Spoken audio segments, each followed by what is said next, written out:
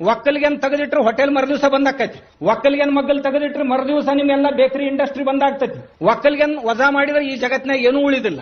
ಆದ್ರಿಂದ ಎಲ್ಲಕ್ಕಿಂತಲೂ ಶ್ರೇಷ್ಠ ವಿದ್ಯೆ ಯಾವ್ದಾದ್ರು ಇದ್ರೆ ಅದು ಒಕ್ಕಲ್ತನದ ವಿದ್ಯೆ, ಕೃಷಿ ವಿದ್ಯೆ.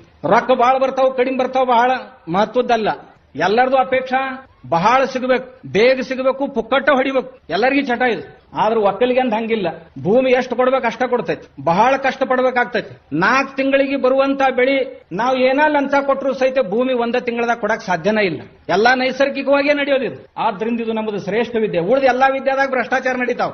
ನಮ್ ವಿದ್ಯಾದಾಗ ಏನಿಲ್ಲ, ನಮ್ದು ನಿಸರ್ಗದ ಮೇಲೆ ನಿಂತಿರೋದು. ಇದ್ರಾಗೂ ಮಾಡಕತ್ತೈತಿ ಮಂದಿ ಎಲ್ಲ ಈ ಕಳವಜಾರ. ಆದ್ರೆ ಭೂಮಿ ಅಷ್ಟು ಸಲೀಸಾಗಿ ಒಪ್ಕೊಳ್ಳೋದು ಕಷ್ಟ. ನಾವು ಏನ ಮಾಡಿ ಭೂಮಿ ಮನಸ್ಸು ನೋಯಿಸಿದೀವಿ ಅಂತಂದ್ರೆ, ಶೋಷಣೆ ಮಾಡಿದೀವಿ ಅಂದ್ರೆ ಒಂದು ದಿವಸ ಭೂಮಿ ನಮಗೆ ಕೈ ತೋರಿಸೋದು ಗ್ಯಾರಂಟಿ. ಮೇಟಿ ವಿದ್ಯೆ ಯಾಕೆ ಮೇಲು ಅಂತ ಕೇಳಿದ್ರ, ಒಕ್ಕಲಿಗರು ಯಾರದಾರ ಮೈ ತುಂಬಾ ಕೆಲಸ, ಮನಸ್ಸು ತುಂಬಾ ಪ್ರೀತಿ, ಬುದ್ಧಿ ತುಂಬಾ ಆಲೋಚನೆಗಳು,